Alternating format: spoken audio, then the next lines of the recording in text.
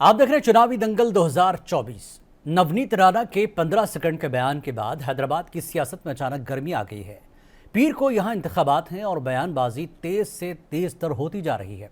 नवनीत के बयान पर असदुद्दीन अवैसी ने जमकर हमला बोला। उन्होंने कहा कि मैंने छोटे को समझा बुझाकर खामोश कर रखा है, छोड़ दूं क्या?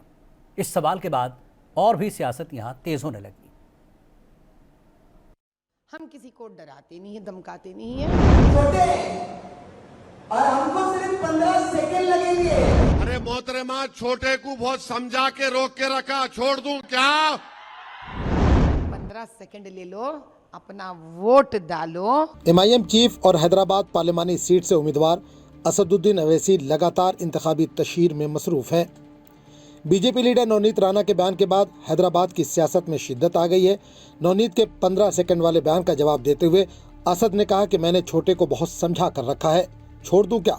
असद ने कहा कि हम गंदी सियासत नहीं करते, हम लोगों के दरमियान रहते हैं, हम उनके मसाइल को हल करने की कोशिश करते हैं। इन्होंने कहा कि मेरी जबान भी बहुत लंबी है।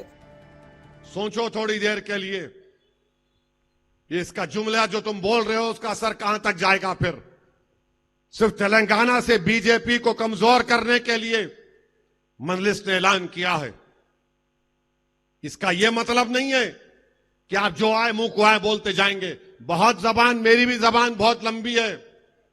पूरे मुल्क में बदनाम इसलिए हूं कि मेरी तकरीर के अल्फाज जो निकलते हैं सबको दिलों पे लगते हैं, चुभते हैं। और एक मोहतरमा है, कहां से? महाराष्ट्र से। 15 सेकंड हमको दो, छोटे बड़े को गायब कर देते। अरे मोहतरमा, छोटे को बहुत समझा के रोक के रखा, छोड़ दूं क्या? और एक बार अगर छोटा निकल गया तो किसी बाप को नहीं सुनता होने सिवाय मेरे।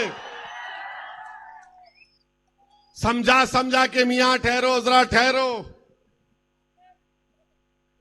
2 दिन है, छोड़ दूं? जाके बैठ जाता हूं मैं, मुमताज खान बैठते, हम भी आम खाते हुए। 15 सेकंड में गायब करते कहते। बोलो कहां पे आना? 15 सेकंड आता हूं मैं, चलो। मेरे बीवी बच्चों को लेके आता हूं, तुम मोदी से पूछो कहां पे आना। मैं मरने को तैयार हूं मजलिस के लिए, मैं इन गरीबों के लिए मरने को तैयार हूं। मैं मौत से नहीं डरता, दुनिया मेरे लिए है मगर कोई माने नहीं रखती। अरे मारो ना कमीनो, कौन रोक रहा तुम लोगों को? मार देंगे, वो कर देंगे, क्या मुर्गी का बच्चा हूं?